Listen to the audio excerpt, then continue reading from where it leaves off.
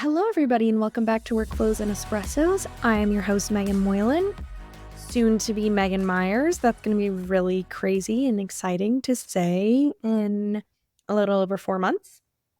And happy Tuesday. I'm very excited about today's episode. Well, I've got some updates for you of the personal variety. But I'm excited for today's episode because we're going to talk about revenue management, which, if you know this about me or if you've heard all of the Workflows and Espressos episodes, I really got my start in reservations, but quickly moved over to the revenue department of the previous company I was working for and was the director of revenue for 3.5 years, and absolutely fell in love with revenue. That's how I really connected with the industry. And so I'm going to share some things today in an episode that I'm titling Revenue Management Bootcamp.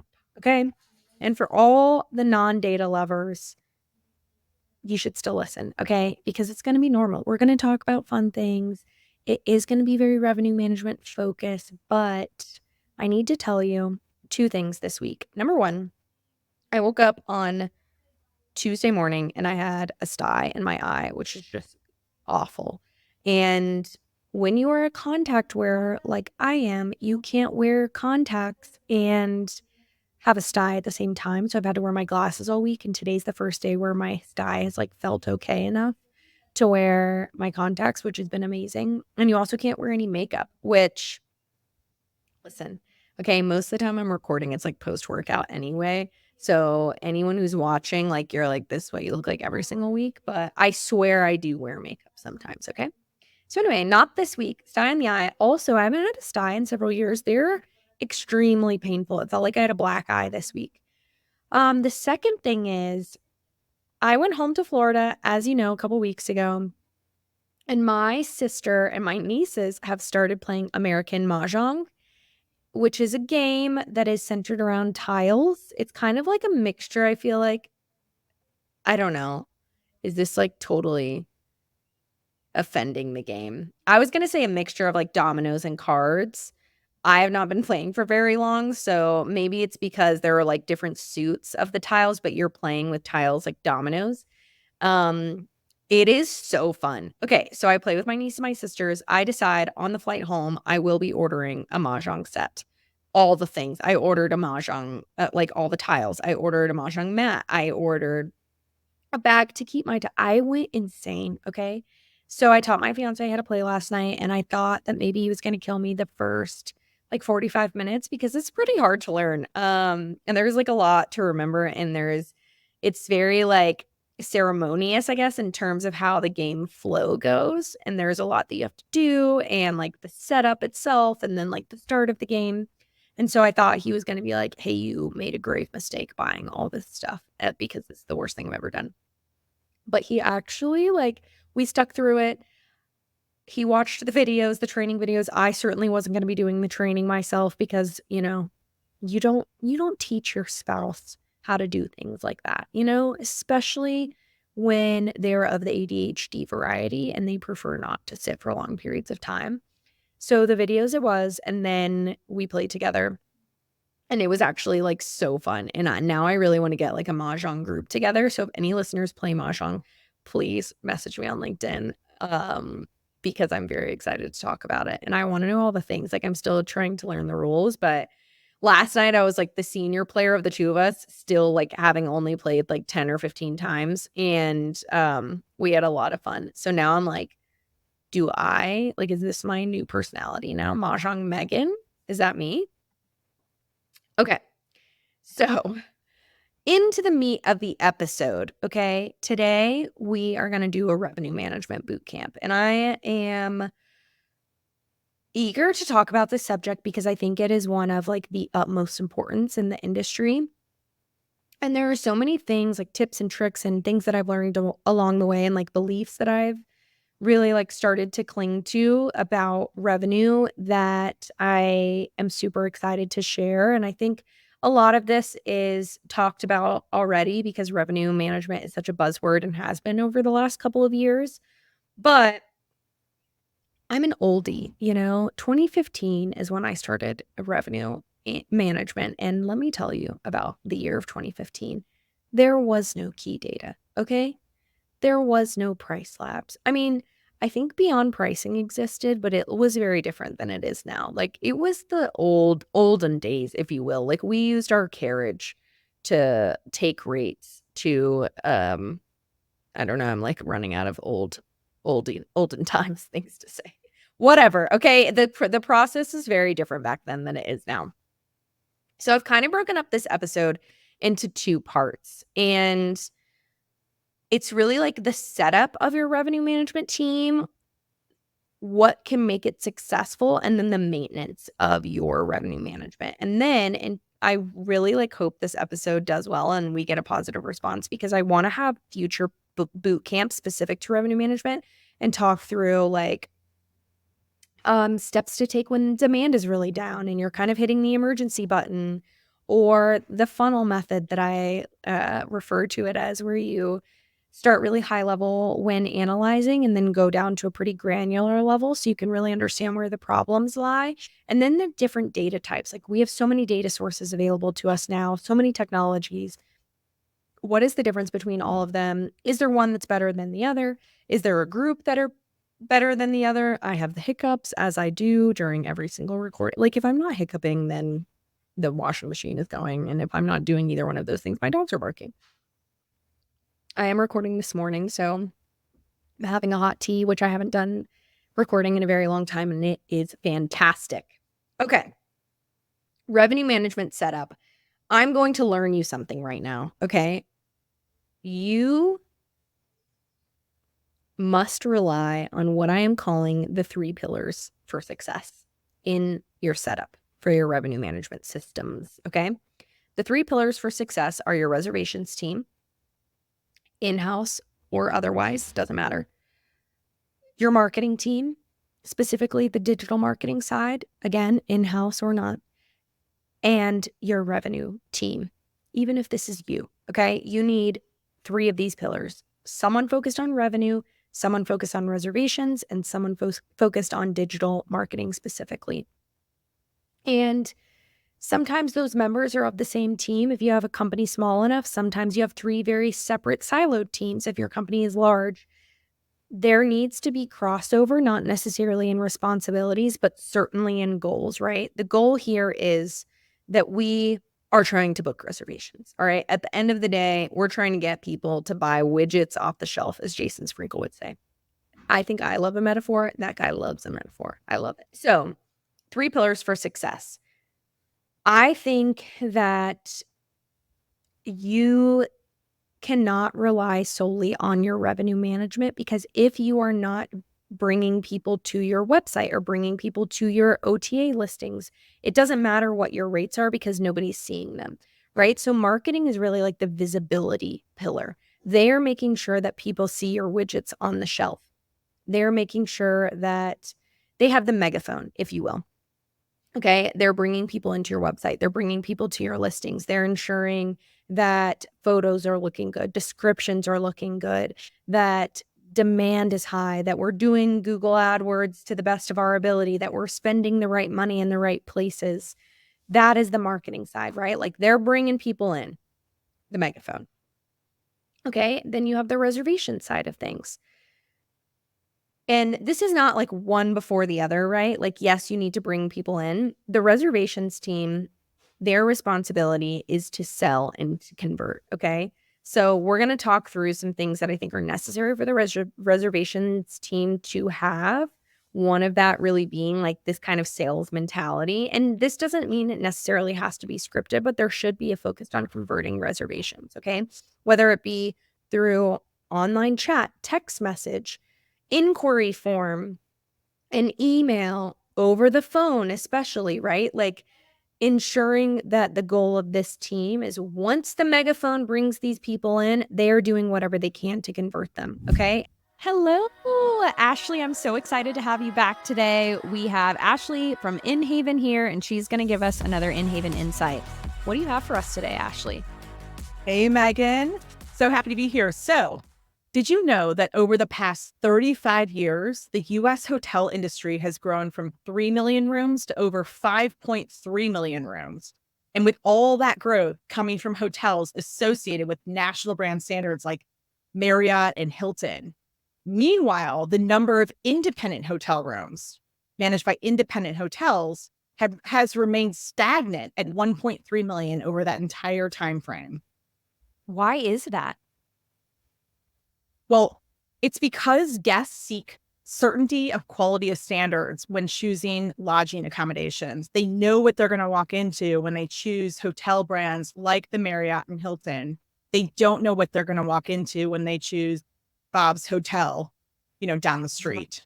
Okay, so Ashley, how is your team at Inhaven and you helping property managers achieve this quality of standards?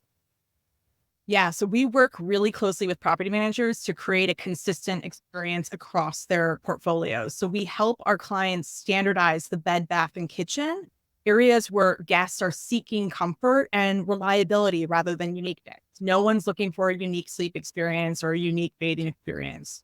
And so that's what we are focused on at Inhaven.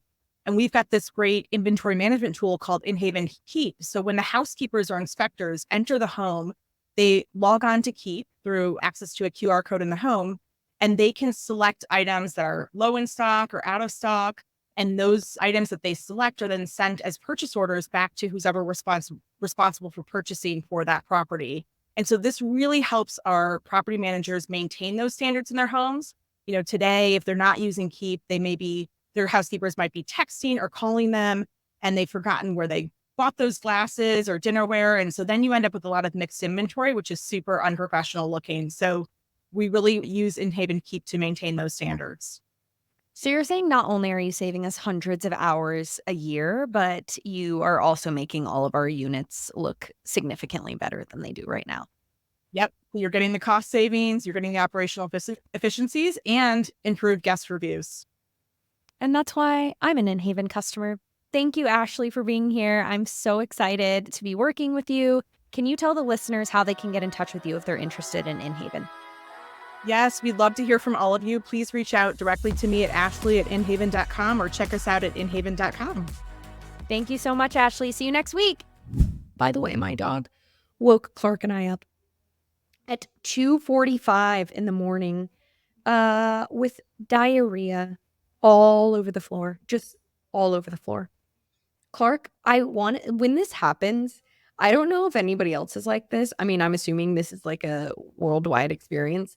We levitate out of bed. It's literally like our bodies shoot up and we're like on our feet. I don't even know how it happens. Like we don't even have to like bend our bodies. Fully land on our feet. We ended up completely removing the rug in the room because we're like, we cannot bring ourselves to clean this up at 3:00 in the morning. Completely lift up the bed, remove the rug, drag it through the house, and it's on the back porch, which means that I'm pretty sure she's done for. So I will be buying a new bedroom rug this weekend. My dog is right here over to my right having a nice nap because he was up all night. So if my voice sounds raspy, that is because I didn't sleep at all. And while it was 3:00 in the morning and all the lights were on and we were like fumbling our way through the house so tired, I said to my fiance, is this what it's going to be like when we have a baby? And we just like stared at each other. And then this morning he woke up and he was like, I didn't sleep at all last night. That was so horrible. So we've got a lot to look forward to. Sorry for that aside. So the revenue team. The revenue team's responsibility, of course, like we've got the megaphone with the marketing team, right? We have the conversions with the reservations team, the selling, the revenue team. None of that matters if the rates aren't set to where they need to be to drive conversions, right? Like a reservationist can't convert $1,000 a night a reservation on a property that should be priced at $100 a night.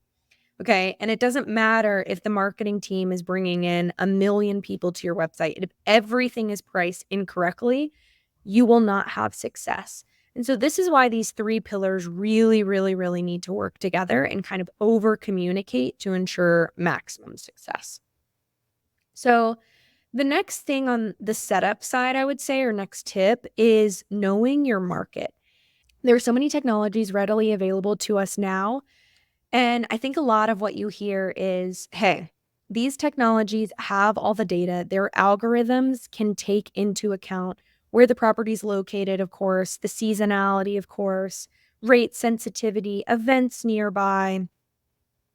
What these tools can't take into account is, what does that property look like compared to its neighbor's house? What is the owner's sensitivity, right? And it gives you, these tools now have the ability to go in and really take control over what kind of price sensitivity you want to have, what control they can take over, right? Like, do you want these tools to be fully automatic, or do you still want to have a very strong say in things? But I do think no matter what, as much as consultants and revenue management tools make such a difference, and we're going to talk about that in a second, knowing your individual market is so important. Okay. Know your booking window, know your seasonality, understand what decor drive the most demand, and be able to have these conversations with homeowners, right? Like things that technology can't necessarily do for you.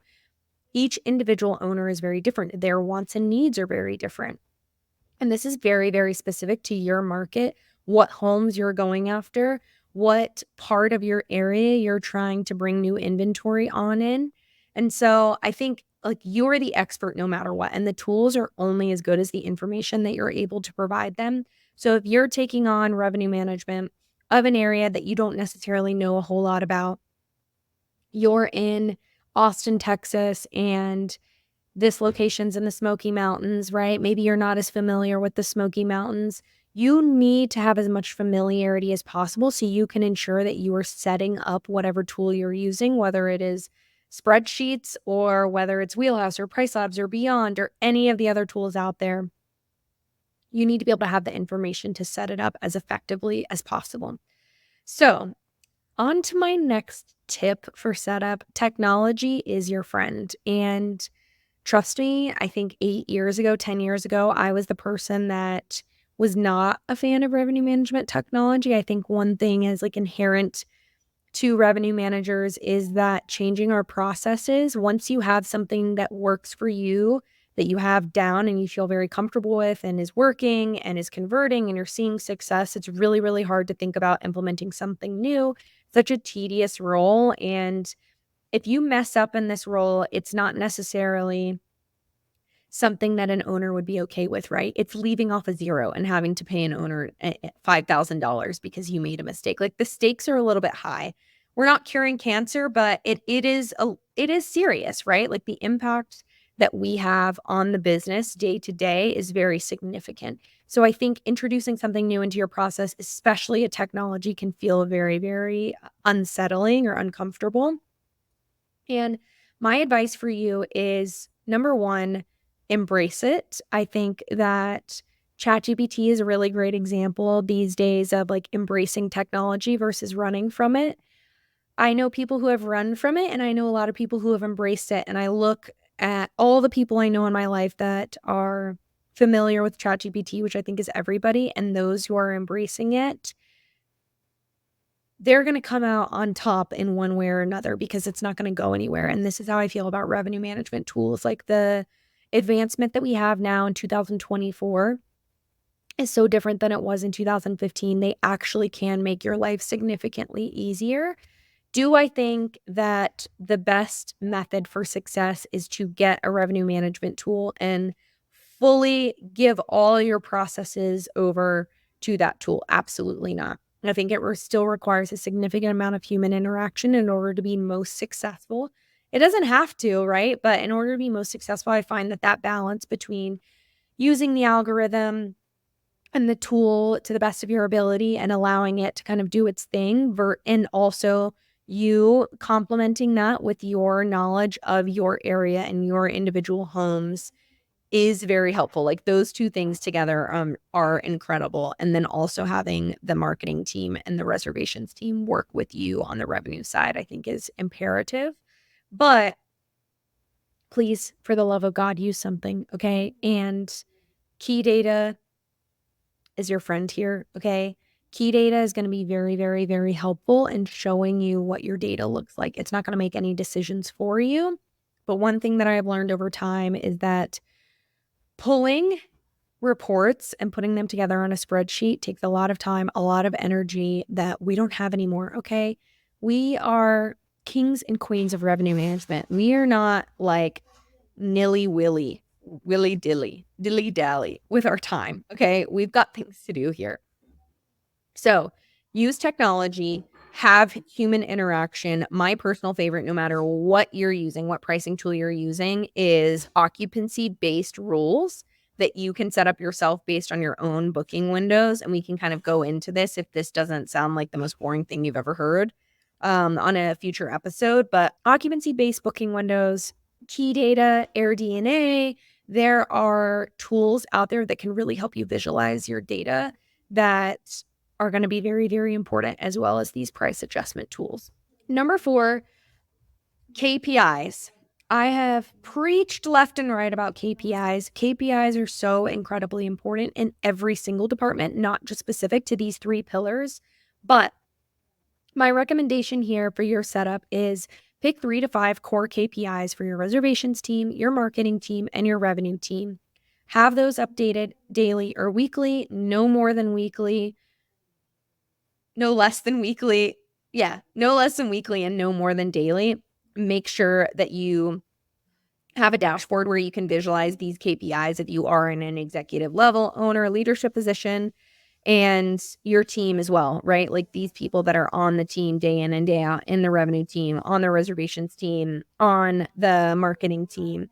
They're studying their own KPIs. They can see each other's KPIs, and you're making actionable changes based on these KPIs, which, speaking of, do not pull data that isn't actionable in this case, okay? There's time to pull KPIs for insights. I think that's so important.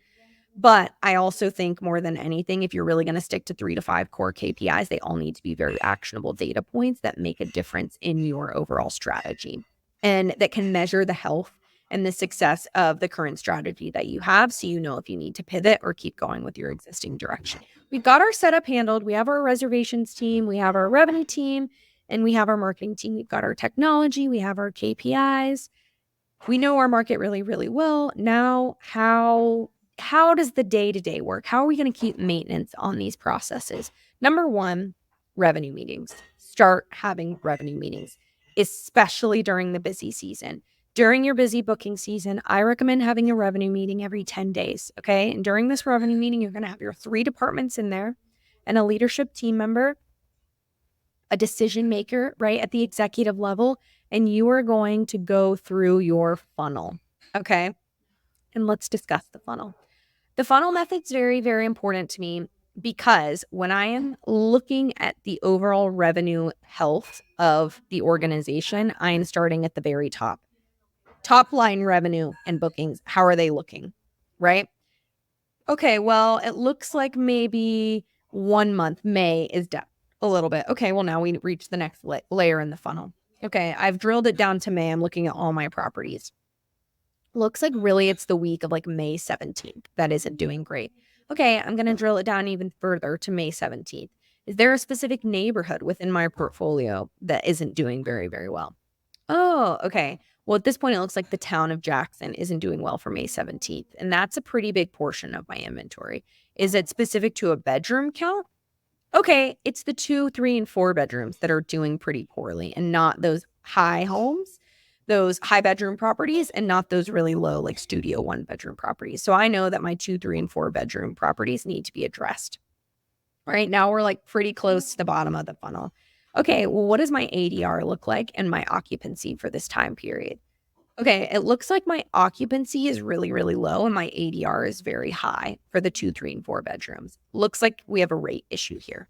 Okay, the rate is a little bit too high and needs to be brought down on this subset of properties for the week of May 17th. And we're going to study and keep an eye on it in the next 3 to 5 days to see if any movement.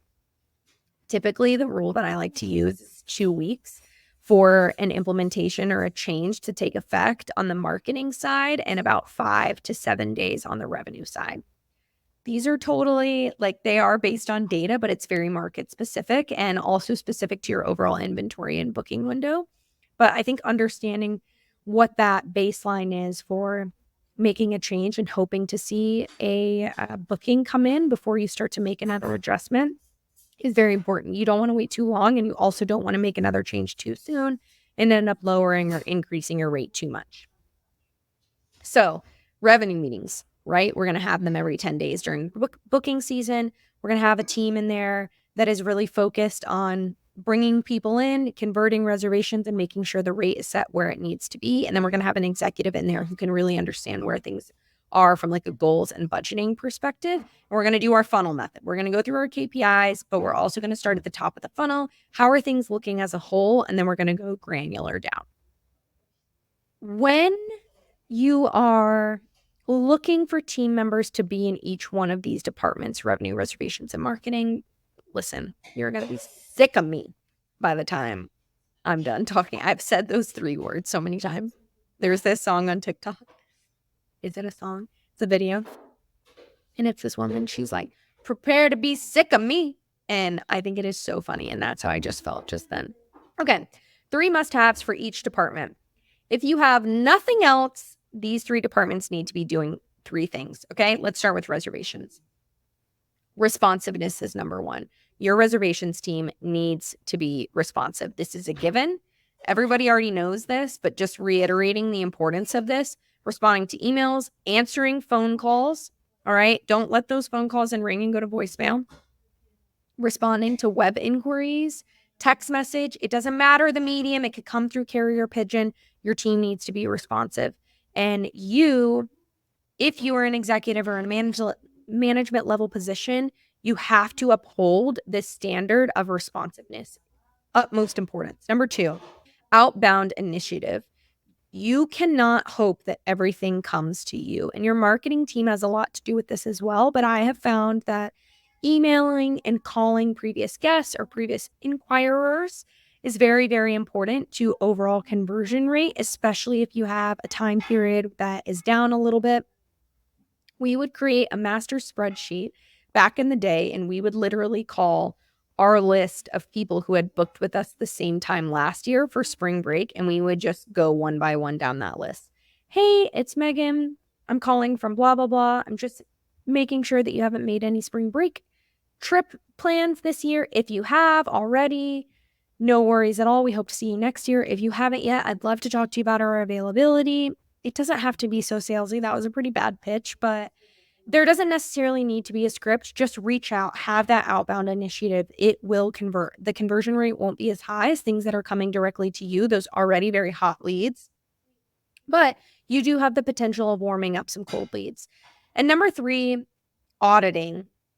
There needs to be auditing of the reservations team, reviewing of phone calls, listening to them and making adjustments based in how we're closing some of those deals, maybe things that we're saying or not saying on the phone. I'm not a fan personally of a script, but I do think it's important that you have maybe like 3 major high points that you want to mention on a booking call. For example, we need your contact information. We need you to understand our guest agreement and our payment terms, and we need you to understand our cancellation policy and what's going to happen next after you book this reservation, right? Like those are the 4 things that we're going to do when we close any deal.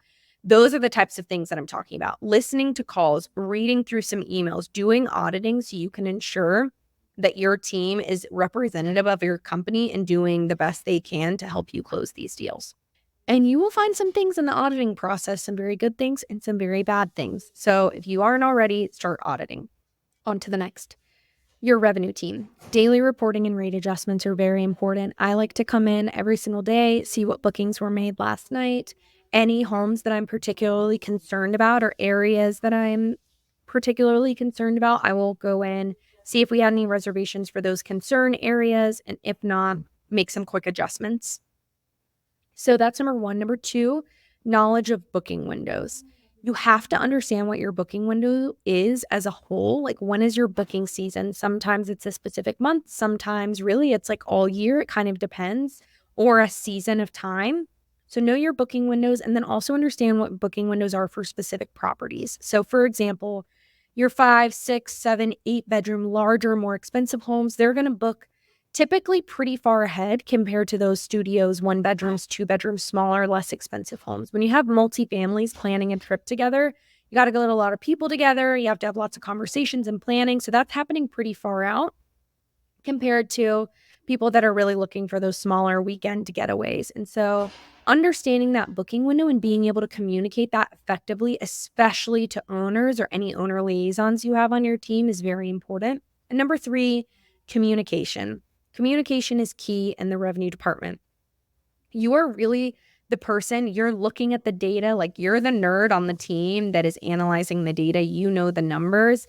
You have to be able to communicate what you're seeing or what you're not seeing to other members of your team and occasionally homeowners as well. And being able to put that in a almost like layman terms that makes sense to people. Booking windows are a really great example of that. If you have an owner that has a studio that's calling you in December and their summer hasn't booked yet, right?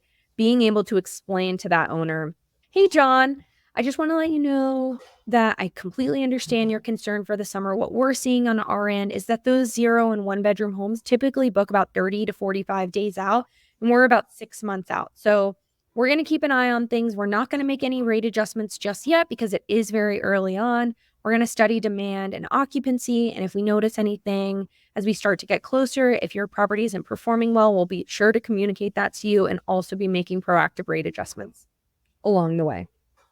That is what I would say. Your revenue team needs to be able to have those conversations. It is crucial with the overall like health of your organization that you are proactively communicating, especially with homeowners, and setting correct and realistic expectations. Number 3, on the marketing side, the 3 pillars of success there, or like must-haves, I guess I should say, a digital focus. I think that having a marketing team, right, you're going to have your creatives and you're going to have the digitally focused marketing team members. The digital focus here is that they're the ones with the megaphone. Of course, the creative team needs to ensure that everything's looking good. Your brand is representative of the experience that you're trying to provide. You have a brand guide, all the things, your emails look great. The digital side is really going to be studying the data. How many people are reviewing your website? What kind of searches are coming up when people look for Jackson Hole vacation homes? Are you showing up where you need to be? Are your properties showing up where they need to be? How are the descriptions, the photos? What does overall conversion rate look like? What weeks are being searched? What home types are being searched on the website? All the things and questions that you could ask. That's really like the team that's going to be focused on measuring demand is your digital team. Number 2, that team's focus should be building your database. It is so under discussed how important a marketing database is. Those emails are gold, which is why it's so difficult when the OTs are masking that information. Whatever you can to achieve receiving those emails is very, very, very important because they go into your database and that is just completely like warm, already sometimes hot leads that you are able to target consistently. And number 3, your digital team. I always rely on the digital team to be really like the tech forward and like trend focused team. They need to know what the latest technology is, how we can implement it, if it's going to be something that's going to serve our team well, all the things.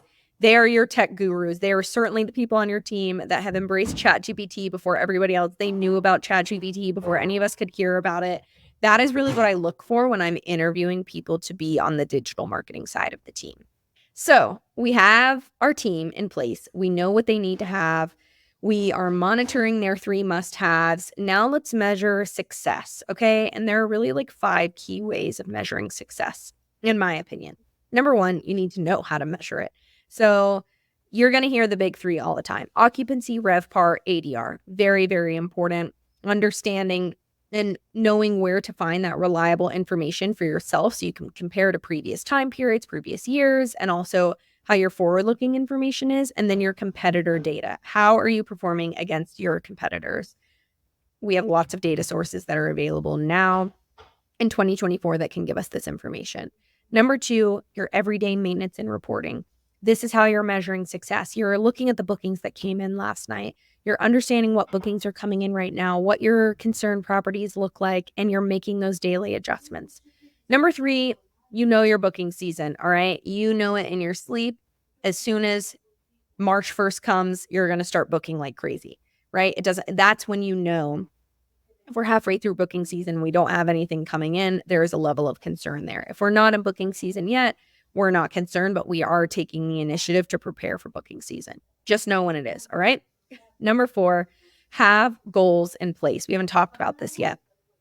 I personally like to have a specific annual goal for each property on the program so I can really measure that success. It's up to you on whether or not you choose to communicate that with homeowners. I think there's pros and cons and arguments for both communicating and also kind of keeping an internal goal.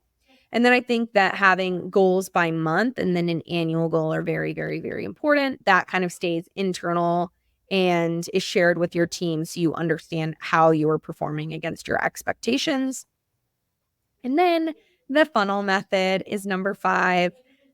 Big fan of the funnel method. I absolutely love it. I hope that it helps you moving forward if you aren't already doing it, really starting high level and then moving toward a granular approach.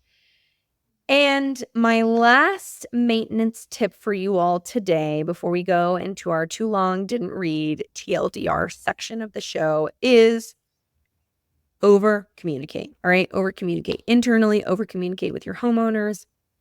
It is so important to set those expectations.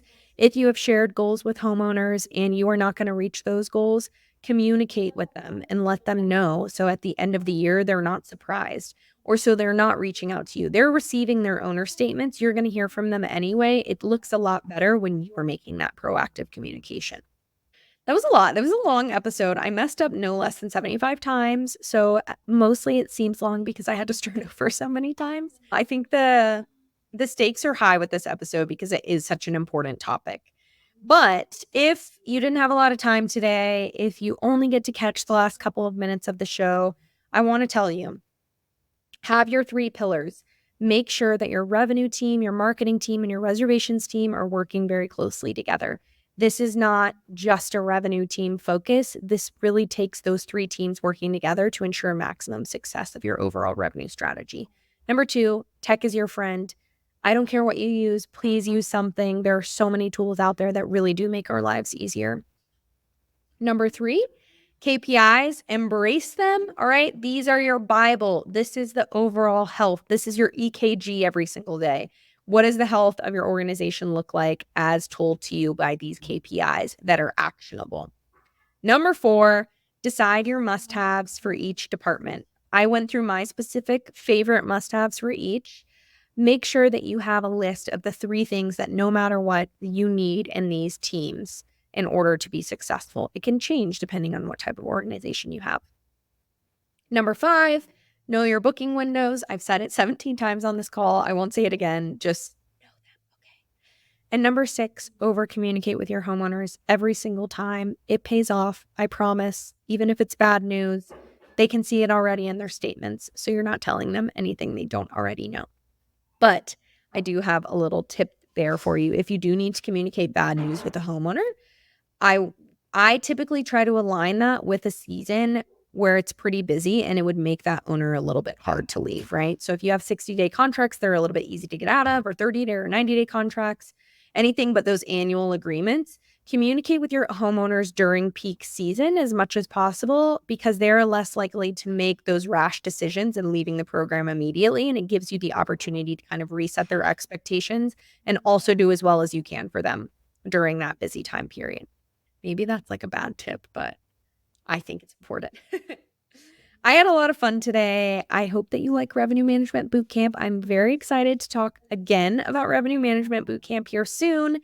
I also hope you loved last week's episode with John and Andrew. They're so great, and that episode was so fun to record, and I am very excited about our future guests on the show.